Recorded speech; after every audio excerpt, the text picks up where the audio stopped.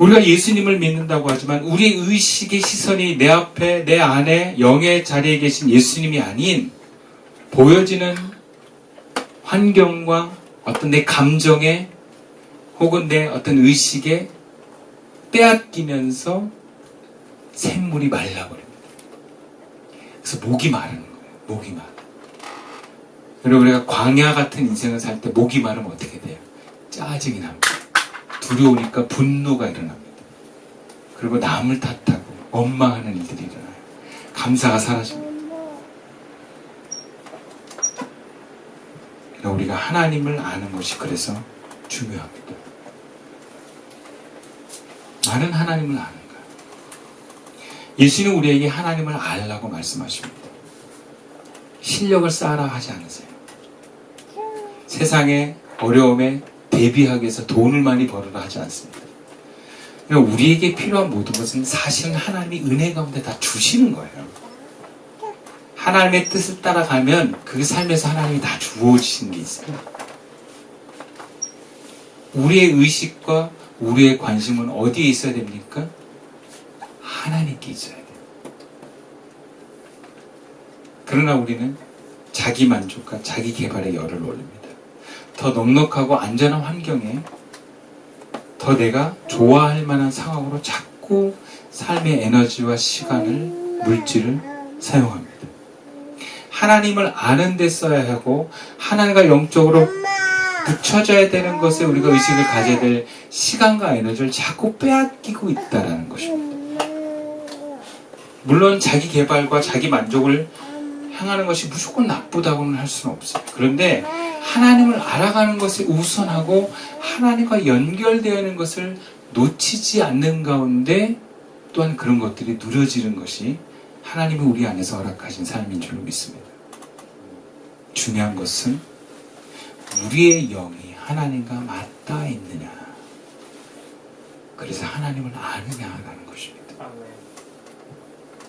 여러분, 하나님과 맞닿아 있는 사람은 다 알아요. 이게 무슨 말이냐면 내가 자녀를 대해야 될지 알아요. 어떻게 대해야 될지 알아요. 내가 어떤 삶의 선택의 순간에도 뭐가 옳은지를 알아요. 이건 아니다라는 걸 영이 다 직감을 합니다. 그래서 엄한 선택을 안 하게 돼 있어요.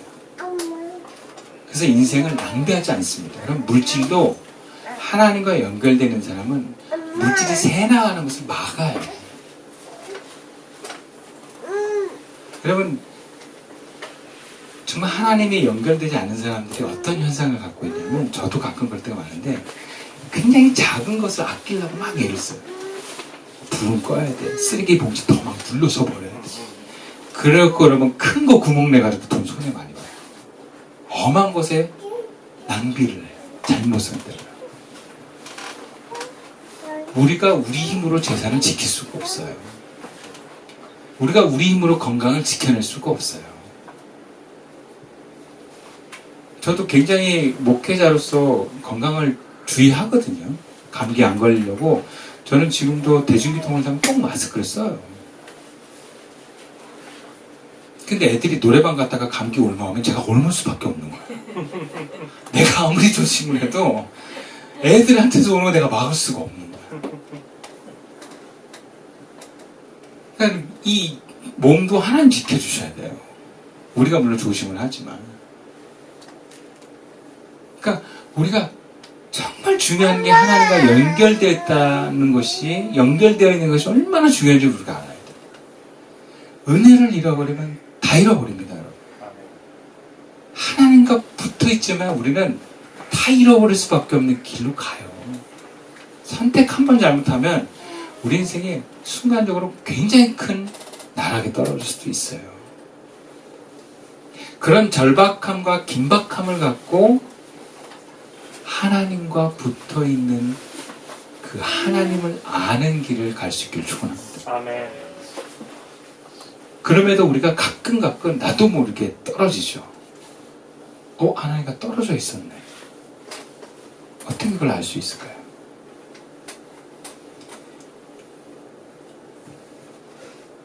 첫 번째는 38절 말씀이죠. 나를 믿는 자는 성경에 이른것 같이 그 배에서 생수의 강이 흘러 나오리라. 예수를 믿으면 배에서 생명의 강이, 생수의 강이 흘러나오는 것은 자연스럽고 당연한 겁니다. 내가 애써서 내는 게 아니라 그냥 나오는 거야. 그런데 지금 생수가 나로부터 흘러나오지 않네? 했을 때 알아차리는 거예요. 생수가 흘러나오지 않는 건 어떻게 하냐? 내 주변에 있는 사람들이 나로 인해서 뭔가 회복되고 즐거운 게 아니라 뭔가 상처를 받고 혹은 내 말이나 행동에 굉장히 공격적인 반응을 느낄 때 내가 지금 뭔가 메말라 했구나라는 걸 알아야 돼.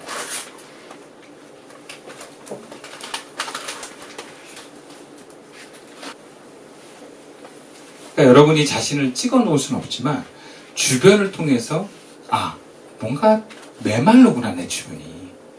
부부 사이에 잔소리가 많구나 이러면 생명수가 좋으면 잔소리가 많아지거든요. 네. 못마땅하니까. 그런 걸 통해서 아는 거예요. 뭔가 분위기가 기쁨이 있고 평화가 없고 뭔가 이렇게 좀 차갑고 서로 막 좀 약간 공격적이고 날카롭고 이럴 때 알아차리는 거예요.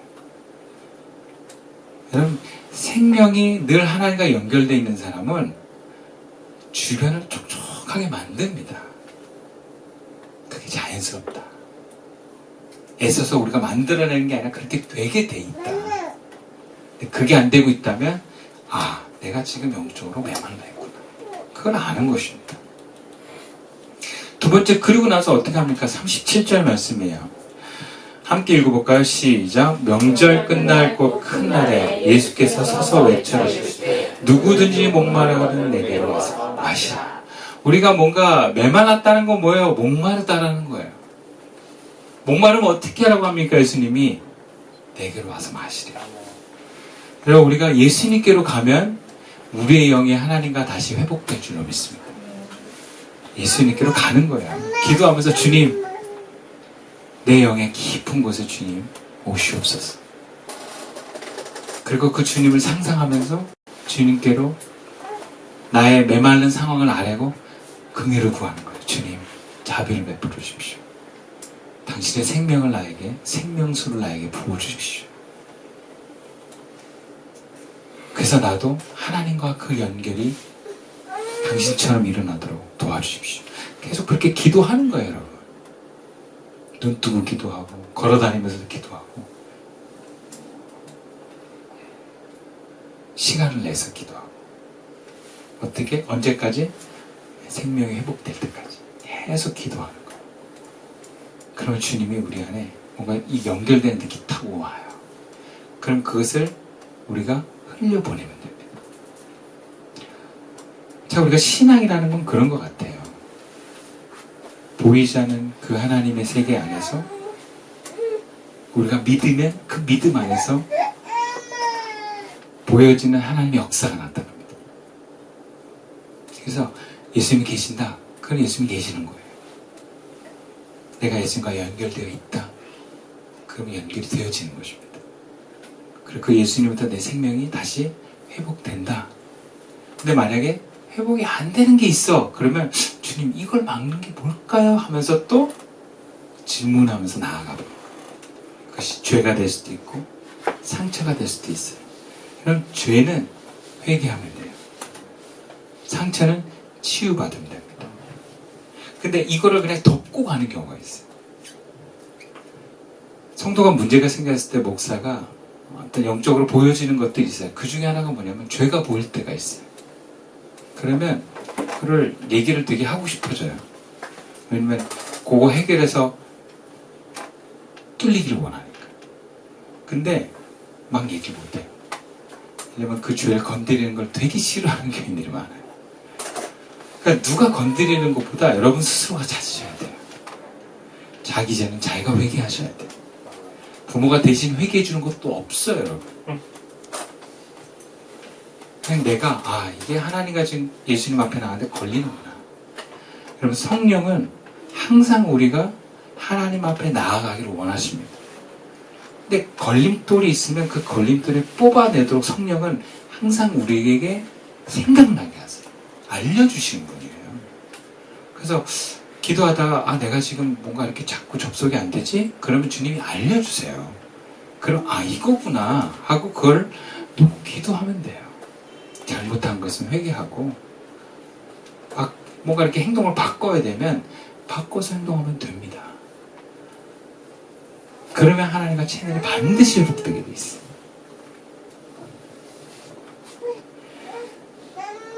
우리가 하나님과 영적으로 연결되어 있는 삶에서 그 삶을 누리는 것도 중요하지만 우리가 조심해야 될 게 하나 있는데 그게 뭐냐면 감정. 오늘 보면 마지막 51절과 52절 말씀 우리 율법은 사람의 말을 듣고 그 행한 것을 알기 전에 심판하느냐. 그들이 대답하이르되 너도 갈릴리에서 왔느냐 찾아보라. 갈릴리에서는 선지자가 나지 못하느냐 하였더라. 지금 바리새인들이 예수님을 너무 싫어해요. 근데 뭔가 객관적으로 이성적으로 예수님이 잘못해서 싫은 게 아니라 그냥 감정이 싫어 지금 예수님. 그러니까 바리새인 지도자들이 예수님을 잡아오라고 경비병한테 부탁을 했는데 경비병들이 예수님 말씀을 감동받아가지고 어떻게 저런 사람을 잡아오라고 하냐. 저분은 그렇게 막 잡아올 수 있는 분이 아니다 막 이렇게 얘기를 하니까 막 저 무식한 것들 하면서 막 이렇게 욕을 하고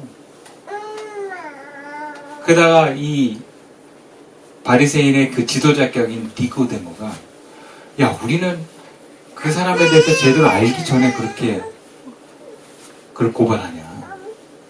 법이 그렇지 않지 않냐. 그랬더니 이 바리새인들이 또 뭐라 그러냐면 너도 갈릴리 선지자였어. 너 얘 편이지 말아주고. 감정적 대응을 해요. 그러니까 이게 예수님을 못 알아보고 믿지 못하고 하나님을 모르게 하는 강력한 방해물입니다. 여러분 그게 감정이에요. 여러분 감정 상하는 걸 되게 주의하셔야 돼요. 그래서 우리가 쉽게 이런 말도 듣거든요. 기분 나쁘면 천국도 안 간다. 사람들이 기분 나빠서 안 해요. 기분 나빠. 이성적 판단보다 더 높이 있어요. 감성적인 기준이. 기분 나쁘면 나 안 해요. 얼마나 용감해지는지 몰라. 위아래도 없고 앞날도 없고 엎어버려 그냥 기분 나쁘면. 세상이 무서워요. 사람들이 감정이 통제가 안 되니까. 이러면 우리 그리스도인들은 이 감정을 굉장히 조심하셔야 돼요. 내가 기분 나쁘다고 하나님 기분 나쁜 게 아니거든요. 내가 지금 뭔가 마음이 상하고 뭔가 기분 나쁜 건 내 상처와 어떤 내 성품과 이런 나와 관련된 거지 하나님의 뜻과 관련된 게 아니에요. 그래서 항상 우리가 감정을 잘 살필 수 있어야 돼요. 이것에 우리가 실수하면 안 돼요. 이러한 모습을 우리 하나님과의 연결해서 이러한 모습이 우리 올라올 때 나를 지켜낼 수 있어요.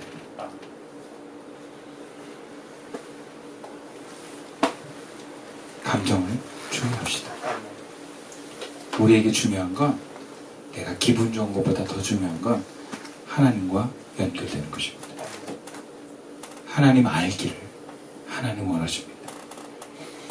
그래서 우리의 중심에서부터 생수의 강이 흘러 넘치기를 원하십니다.